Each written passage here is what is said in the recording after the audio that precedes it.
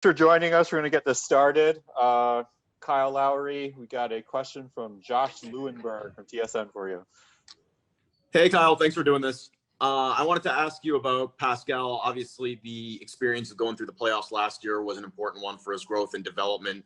Aside from obviously having a bit of a different role this year, what's the biggest change you've seen in him? I just think the confidence in what he's doing on the floor. I think that's the one thing. I think he understands that he's going to get double teamed. He understands he has to score points for us. He understands that he's going to be in, defenses are going to, prepare for him. So he's understanding how he has to switch his game up a little bit. But I think he's just being comfortable in being that guy. Thanks, Kyle. Appreciate it. Welcome. I'm going to go next to Steve Simmons from the Toronto Sun.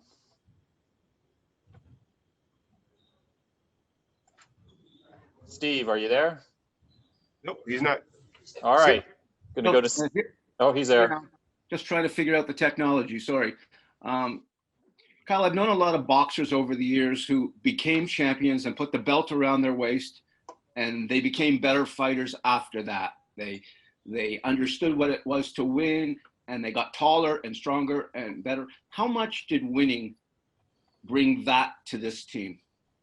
I think it did a lot for us. I think we always felt like we could win a championship. We always had the talent, but we felt short. We always fell short of getting to that spot. And I think I think we always had confidence in what we created, what we've done. But I think the opportunity that when we want it, we know what it takes. We know how hard it is. We understand that it is going to take every little bit of effort that you have to get to that point and to actually win it. And I think that just helped us with our ability to know, like, yo, we can do this, and this is how hard it is, and we got to continue to try to work on it and keep building on it.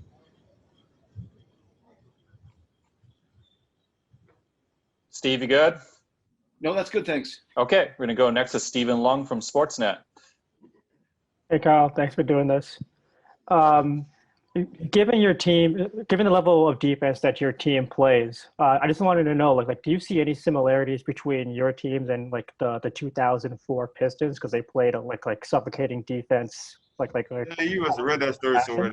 You read that story somewhere, huh? You seen that? Yeah, I've seen that too. That 2004 championship team, they had some great players, some Hall of Famers. Chauncey, Sheed, Tay, Rip. Memo come to the bench, Big Ben. They had a lot of guys that they just were tough. And Larry Brown was a defensive-minded head coach. That's just what they did. That team was really, really good. They were underrated, but for us, we just try to be ourselves. That team, they're champions for a reason, and that was that. But right now, with us, we're just trying to be who we are and continue to grow. Our defense is what we kind of base everything on. And we go from there. Our defense gets everything else going for us. Thanks a lot, Kyle. No problem. We go next to Greg Logan from Newsday. Greg, are you there?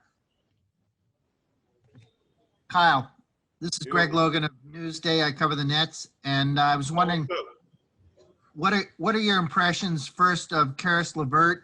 And the fact that he's their only go-to guy, does that make it easier for you guys to kind of concentrate your defense on him and try to make the other guys beat you?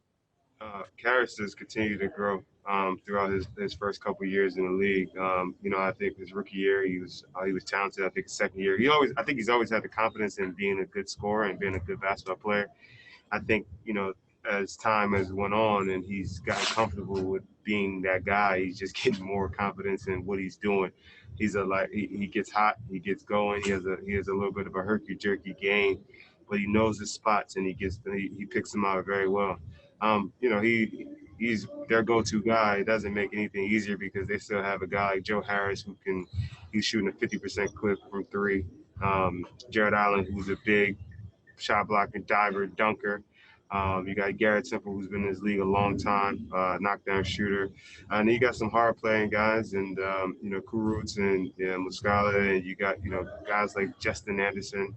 Those guys are scrappy as hell, and they're going to fight their butts off. So the playoffs, it's not about one or two guys, it's about a full team. So who knows, that team who's going to step up or whatever. Our job is to go out there and do our game plan and create what we know how to do. Thank you very much. No problem. Final question is going to go to Ryan Wallstatt from the Toronto Sun. All Hey, right. Kyle. How you doing, Kyle? Just a couple of quick bubble questions. Do you think You said one question. You said one. You get one. You better make it one long question. No all right, I'll period. meld it into one. All right, cool. How much are you gonna miss having that atmosphere in Toronto of the home crowd and Jurassic Park? And also, do you think with the bubble setup, without the travel and everything, it'll up the game, the intensity? As much as the playoffs are super intense, will it up it even more? Just how fresh you guys are gonna be? I think we just miss the fans in general.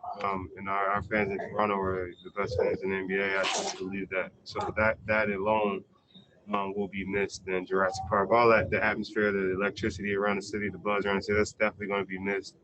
And we wish we could have it. But, I think we're playing hard out here for our fans. And I think you guys have seen how intense all these games in here have been. So I think the playoffs is just going to be another level that, you got to understand that you have to take your game to try to get to that point of, winning the championship. All right, thanks. Thank you, guys. Appreciate it.